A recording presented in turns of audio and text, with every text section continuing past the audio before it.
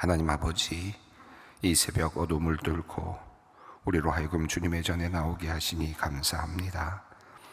밤이 깊고 어둠이 짙을수록 동트는 태양빛이 더욱 선명하게 느껴지듯 세상에 드리워진 혼란과 어두움이 하나님을 향한 기도로 더욱 간절하게 다가옵니다.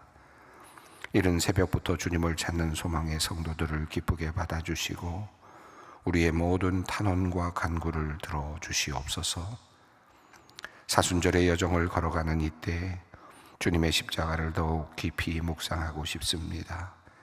한없는 사랑으로 우리를 위해 자신을 내어주신 예수님의 희생을 생각하면 우리의 작은 희생과 절제가 얼마나 작고 보잘것없는지 깨닫게 됩니다.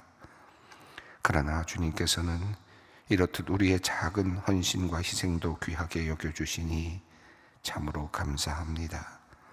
이 사순절 기간을 통해 우리가 얼마나 육신의 욕망에 갇혀 있는지를 알게 하시고 세상의 유혹에 얼마나 연약한 존재인지를 깨닫게 하여 주시며 작은 발걸음이지만 주님을 따라서 한 걸음씩 나아가는 거룩한 시간이 되게 하여 주시옵소서.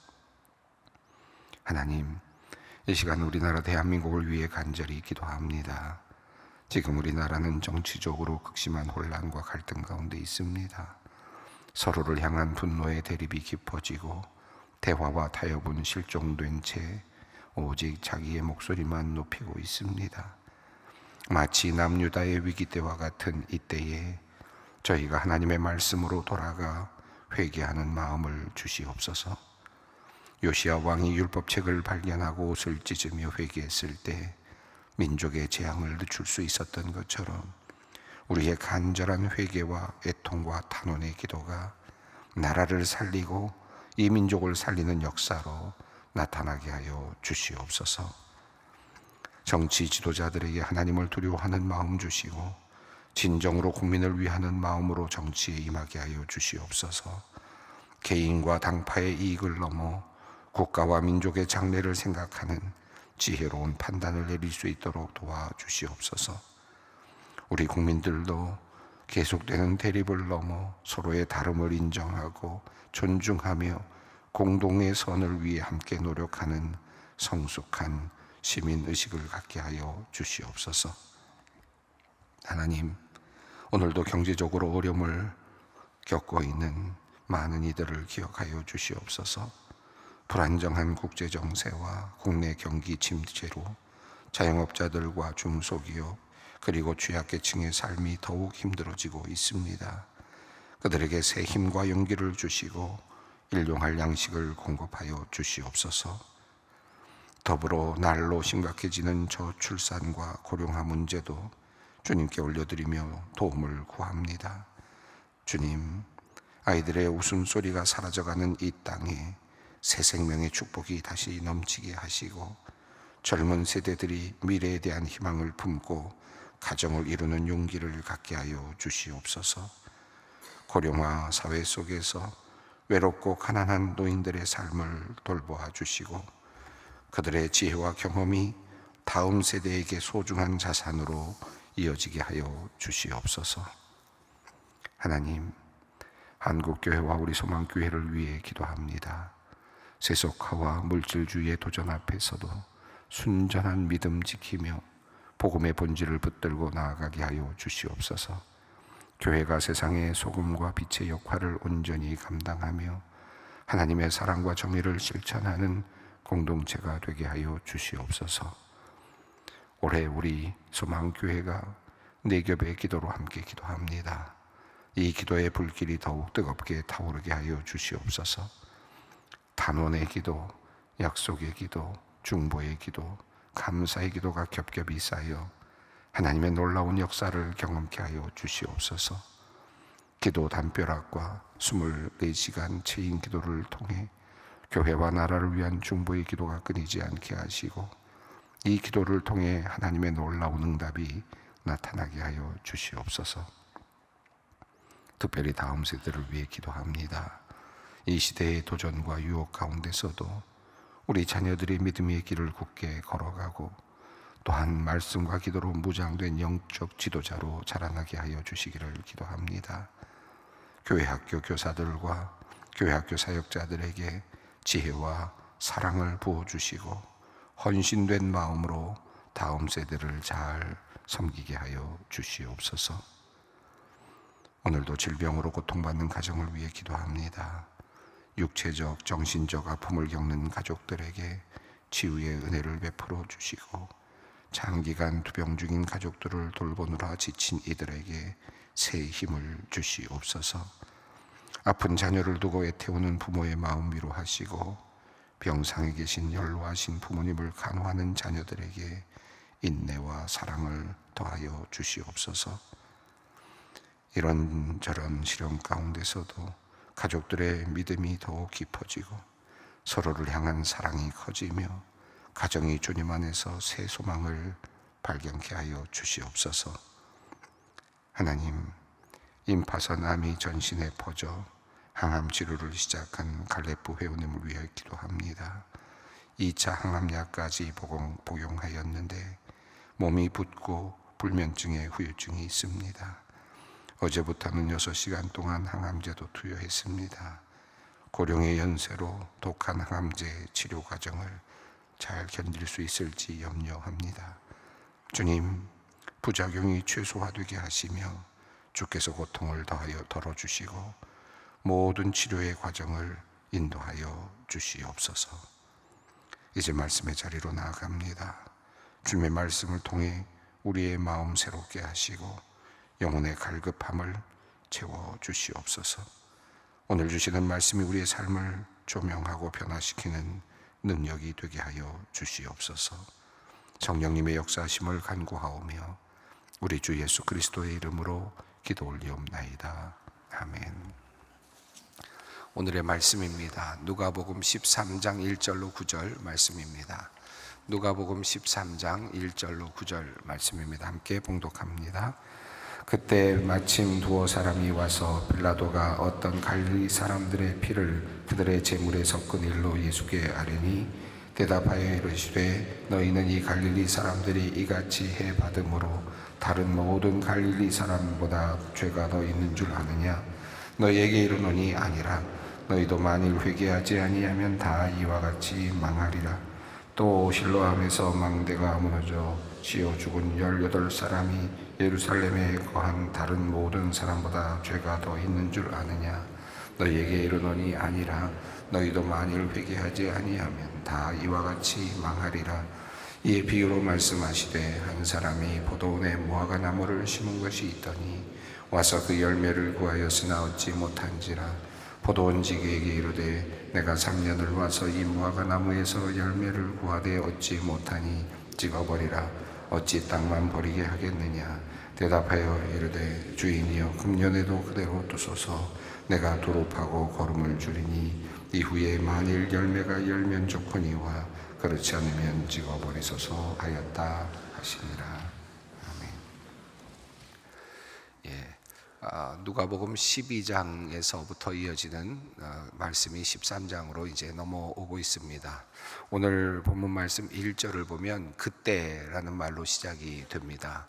그러니까 이야기가 지금 이어지고 있고 그리고 그 이야기는 지금 계속되고 있다라는 그런 의미가 되겠습니다.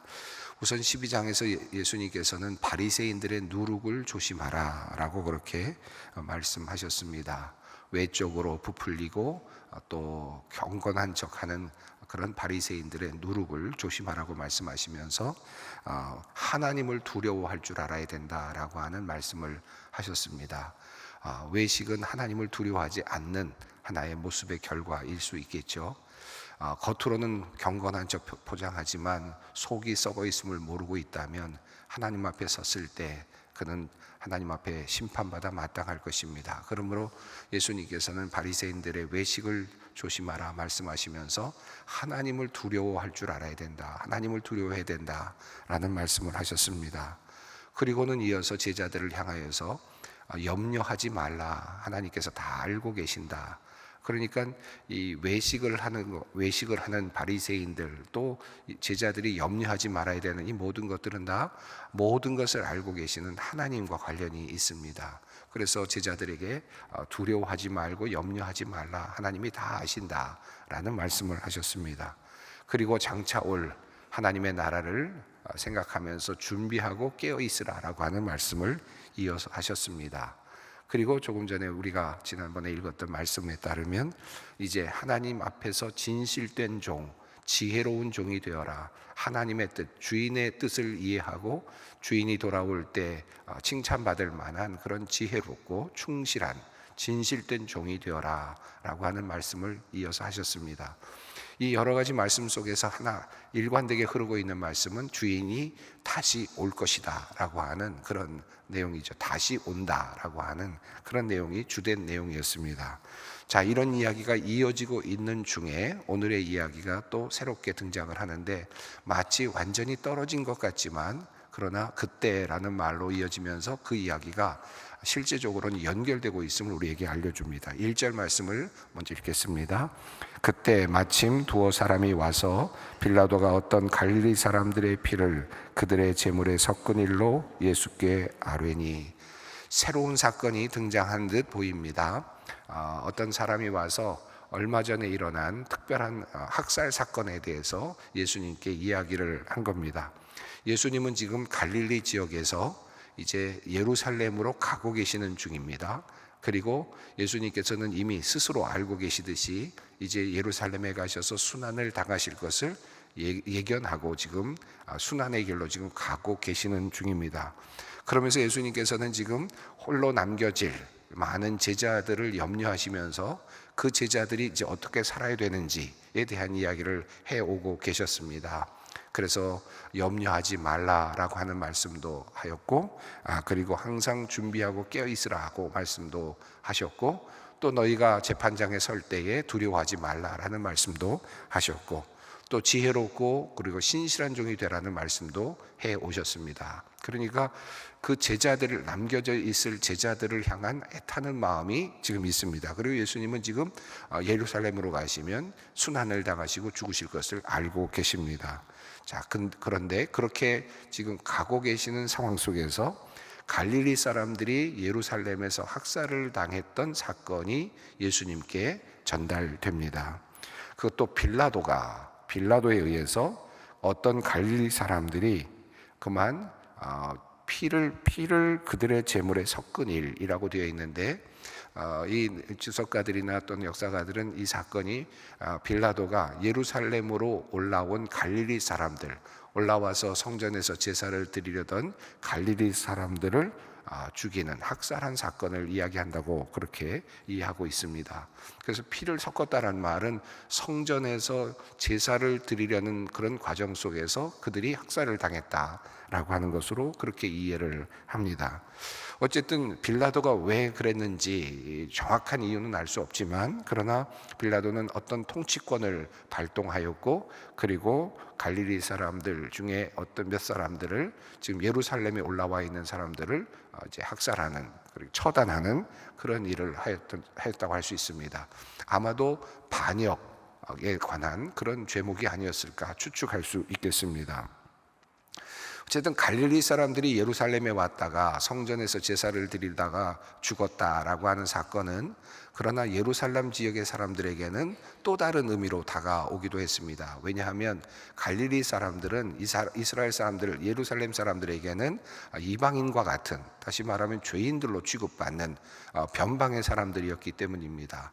선택받은 사람들이라기보다는 피도 섞였고 사마리아 사람들과 가까이 있고, 그러면서 변방에 있는 사람들이기 때문에 갈릴리 사람들이 와서 성전에서 예배를 드리다가 죽임을 당했다라고 하는 이야기는 예루살렘 사람들에게는 그들에게 무슨 죄가 있나 보다, 그들이 마땅히 성전에서 제사를 드릴 만한 자격이 없었는데 그들이 그곳에서 제사를 드리다가 그래서 처단을 당했다라고 하는 생각으로까지 그렇게 이어질 수 있었습니다. 그러니까 빌라도에 의해서 그들이 죽었음에도 불구하고 그 죽임을 당한 것이 죄 때문이다라고 하는 생각을 할 수 있었다는 말씀입니다.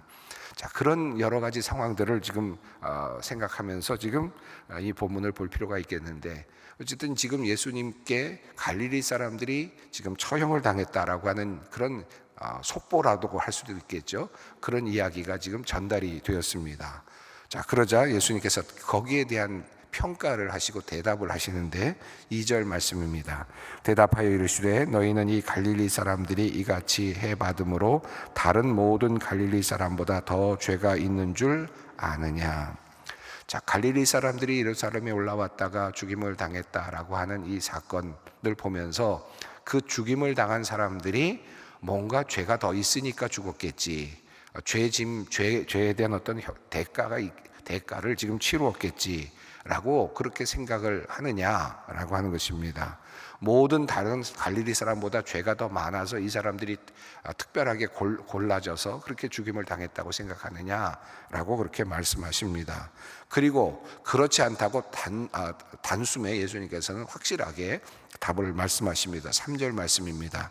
너희에게 이르노니 아니라 너희도 만일 회개하지 아니하면 다 이와 같이 망하리라. 죄가 더 많이 있기 때문에 먼저 죽었다, 죄가 더 많이 있기 때문에 참혹한 사고를 당했다, 죄가 더 많이 있기 때문에 어떤 그런 삶에 있어서 불행을 당했다, 이와 같은 질문들이 우리들의 삶 속에서 끊임없이 일어날 수 있거든요. 그런데 지금 이 갈릴리 사람들이 지금 죽임을 당한 사건을 지금 들으시면서 예수님께서는 그렇지 않다라고 분명하게 말씀하십니다. 먼저 사고로 세상을 떠났거나 학살을 당했거나 이런 모든 사람들이 더 죄가 많이 있어서라고 생각하느냐? 아니다라고 말을 합니다. 전쟁에 들어가서 전쟁에서 죽임을 당한 사람들이 살아남은 사람들보다 더 죄가 많아서라고 생각하느냐? 아니다라는 것입니다. 우리가 살아가면서 여러 가지 또 젊은 나이에나 또는 때가 아닌 때에 병에 걸리거나 사고를 당해서 죽임을 당한 사람들이 있는데 그런 사람들이 더 많은 죄가 있어서라고 생각하느냐? 예수님은 분명하게 답하십니다. 아니다라고 이렇게 답을 하십니다. 자, 그러면서 하시는 말씀이 너희도 만일 회개하지 아니하면 이와 같이 망하리라 라고 하는 말씀을 하십니다. 조금 더 한번 나아가 보겠습니다. 또 예수님께서 한 가지 예를 더 드셨습니다. 4절입니다. 또 실로암에서 망대가 무너져 지어 죽은 18명 사람이 예루살렘에 거한 다른 모든 사람보다 죄가 더 있는 줄 아느냐. 자, 하나는 갈릴리 지역에서 온 사람의 이야기를 들었고, 그리고 그러면 갈릴리 지역 사람들은 뭐 죄가 많은 지역 사람들이라고 생각하니까 그렇다 치면, 그러면 예루살렘에 살고 있었던 사람들, 그러니까 예루살렘에 살고 있는 사람들은 훨씬 더 죄가 없고 더 선택받은 사람들이고 늘 성전에서 예배를 드리니까 더 안전하고 그럴 것 같지만, 그런데 예루살렘 성전의 근방에 있었던 예루살렘 성에 있었던 실로암 망대가 무너지면서, 망대 쪽에서 무너지면서 18명의 사람들이 죽었던 사건을 예수님께서는 다시 거론하십니다. 아마도 그런 사건이 아마 예수님 당시에 있었던 것 같습니다. 모든 사람이 다 알고 있는 내용이었겠죠. 큰 사고가 있었던 거죠. 자, 그러면 그 갈릴리 망대가 무너져서 죽은 예루살렘의 사람 18명은 그러면 모든 다른 사람들보다 더 죄가 있어서라고 생각하느냐? 또 물으십니다. 두 개의 예를 드셨습니다. 하나는 갈릴리 사람, 두 번째는 예루살렘에서 지금 죽임을 당한 사람의 예를 듭니다. 자, 5절에서 예수님은 또다시 분명하게 말씀하십니다. 너희에게 이르노니 아니라 너희도 만일 회개하지 아니하면 다 이와 같이 망하리라. 자, 예수님께서 이렇게 말씀을 하십니다. 자, 여기서 또 똑같이 회개하지 아니하면 다 이와 같이 망하리라 이렇게 말씀하십니다. 여기 보면 모두라는 말이 계속 나오는데 2절에 보면 다른 모든 갈릴리 사람들보다 더 죄가 있는 줄 아느냐, 여기 모든이라는 말이 나오고요. 3절에는 한국어로는 모든이라는 말이 나오진 않지만 언어로 보면 너희 모두도 만일 회개하지 아니하면 이렇게 되어 있고요. 4절에서 또 다른 모든 사람들보다 라고 되어 있고, 5절에서도 너희 모두는 만일 회개하지 않으면 이렇게 되어 있습니다. 그러니까 너희 모든 사람들에게 다 지금 예수님께서 해당이 된다라고 하는 말씀을 이야기하십니다. 모든 이 세상에 사는 사람들에게 해당이 되는 이야기를 예수님께서 하십니다. 자, 그렇다면 회개하지 아니하면 다 이와 같이 망하리라 라고 하는 이 말씀을 우리가 어떻게 이해해야 할까요? 회개하지 않으면 다 이와 같이 망하리라. 그러면 회개하면 망하지 않는다 라는 말로 이해할 수 있겠죠, 1차적으로. 자, 그러면 우리가 회개한 사람으로, 그리스도인으로, 하나님의 백성으로 살아가면 망대가 무너져도 살아남고, 그리고 또 죽임도 당하지 않고 어떤 해도 당하지 않는다는 말씀일까요? 사실 이 말씀은 그런 의미로 해석하기는 어려울 것 같습니다. 너희가 회개하지 않으면 모두 다 망하리라 라는 말씀을, 그러면 회개하였기 때문에 우리는 어떤 사고도 당하지 않고 어떤 억울한 죽음도 당하지 않는다 라고 하는 의미로 해석하기보다는, 이 말씀은 우리 모두가 이와 같은 사고나 또는 억울한 일을 당하거나 또는 마침내 죽음을 당하는 망하는 길로 다 가고 있다 라고 하는 사실을 먼저 인정하라는 겁니다. 그러니까 우리들의 운명은 지금 다 망하는 길로 가고 있다. 그러므로 우리에게 꼭 필요한 것이 있다면 회개다라는 것으로 이해를 하는 것이 이 말씀을 보다 분명하게 이해할 수 있는 길이라고 생각합니다. 자칫하면 우리가 나는 그래서 회개했으니까, 하나님 믿으니까, 그리고 이제 구원받았으니까 나는 어떠한 해도 당하지 않는다, 어떠한 억압이나 어떠한 억울한 일 당하지 않는다, 어떤 성이 무너져도 어떤 건물이 무너져도 나만은 살아남는다. 그 말은 다시 거꾸로 말하면 저 사람은 죄가 있어서고 나는 죄가 없어서라는 말로 또 다른 그런 의미로 또 다시 다가오게 돼요. 예수님께서 말씀하시는 의미의 본질을 제대로 이해하지 못한 셈이 됩니다. 그러므로 이 말씀은 우리 모두가 이렇듯 사고에 취약하고 인간이기에, 그저 예루살렘 실로암 망대가 무너지면 그 밑에 있던 사람은 죽을 수밖에 없는 게 우리의 운명입니다. 이게 인간입니다. 그리고 또 억울한 일을 갑자기 당해서 무참하게 그렇게 억울하게 당하기도 하고, 그리고 모함을 당하기도 하고, 심지어 억울한 일을 당하기도 하고, 심지어는 죽임을 당하기도 하고, 이런 일들이 비일비재하게 인간의 삶 속에서 일어납니다. 혹시라도 그렇지 않고 안전하게 평생을 잘 살았다고 하더라도 우리에게는 또 병마가 다가오기도 하고 연약함이 다가오기도 하고, 결과적으로는 마지막에 죽음이라고 하는 것이 우리를 삼키게 되어 있습니다. 결국 우리는 망하는 길로 가고 있다. 결국 우리는 모두 다 이런 상황 속에서 그냥 끊임없이 연약한 존재로 살아가다가 어느 순간에 죽임을 당할 수밖에 없는 존재이다. 자, 그러므로 우리에게 회개가 필요하다라는 말씀입니다. 예수님께서 바로 앞부분에서 서쪽에서 바람이 불어오면 비가 오겠구나 생각하지 않느냐, 왜 징조를 보면서도 깨닫지 못하느냐라고 말씀하지 않습니까? 또 재판장으로 끌려갈 때 네가 죄가 있다면 당연히 빨리 뭔가 어떻게 해서든지 화해를 해서 그 죄를 받지 않도록 해야 되지 않겠느냐, 대책을 세워야 되지 않겠느냐, 네가 분명히 유죄 판결을 날 것이 분명하다면 뭔가 빨리 화해를 해서라도 빨리 대책을 세워야 되는 게 지혜로운 거 아니겠느냐라는 말씀하시지 않습니까? 그렇다면 우리들의 삶을 돌아보면 결국 우리는 이렇게 살다가 망대가 무너지는 곳에 있으면 죽임을 당할 수도 있고, 그리고 여러 가지 어려운 그런 억압을 당할 수도 있고, 억울하게 죽임을 당할 수도 있고, 병에 의해서 희생될 수도 있고, 그리고 결국 어떻게든 잘 살더라도 연약함으로 결국은 세상을 떠나고 망하게 될 수밖에 없다면 이 징조를 보면서 왜 깨닫지 못하느냐, 우리가 망하는 길로 가고 있다는 것을 왜 깨닫지 못하느냐라고 하는 지금 예수님의 말씀이고, 그러므로 회개해야 된다라고 하는 그런 말씀입니다. 그러니까 이 모든 말씀은 지금 우리 모두가 경각심을 가지고, 그리고 마지막을 생각하면서 그 하나님을 만나는, 그리고 하나님 주인이 오시는 것을 만나는 그날을 기다리고 또 지혜롭게 준비해야 된다라는 말씀과 연결이 되는 것을 알 수 있습니다. 자, 이어서 예수님께서는 비유를 말씀하시죠. 6절입니다. 이에 비유로 말씀하시되 한 사람이 포도원에 무화과 나무를 심은 것이 있더니 와서 그 열매를 구하였으나 얻지 못한지라. 자, 그리고 이어지는 포도원의 비유입니다. 7절 8절 있습니다. 포도원지기에게 이르되 내가 3년을 와서 이 무화과 나무에서 열매를 구하되 얻지 못하니 찍어버리라. 어찌 땅만 버리게 하겠느냐. 대답하여 이르되 주인이여 금년에도 그대로 두소서. 내가 두릅하고 거름을 주리니. 9절입니다. 이후에 만일 열매가 열면 좋거니와 그렇지 않으면 찍어버리소서 하였다 하시니라. 자, 여기 보면 포도원 주인이 포도원에 무화과 나무를 심었고, 이 무화과 나무는 이 당시에 독자들이 듣기에 우선적으로 무화과 나무는 이스라엘을 상징하는 그런 나무죠. 그러니까 여기 무화과 나무 심었다는 말은 이스라엘 백성들을 의미한다고도 볼 수 있겠고, 하나님의 백성들을 의미한다고도 볼 수 있겠습니다. 자, 포도원에 무화과 나무를 심고는 3년 동안 와서 열매를 구하였는데, 그런데 그 열매를 맺지 못했다는 겁니다. 자, 그러자 포도원 주인은 그 나무를 찍어 버리라, 땅을 버릴 필요가 없겠다라고까지 얘기하지만, 그러나 포도원지기가 1년만 더 그대로 두어 주십시오 라고 하는 탄원을 합니다. 그래서 다시 보고 조금이라도 열매를 후에 맺으면 좋지만 그때라도 열매를 맺지 못하면 찍어 버리십시다 라고 하는 그런 이야기를 서로 나누는 비유의 내용입니다. 자, 여기서 말하는 이 열매는 회개의 열매가 분명하겠죠.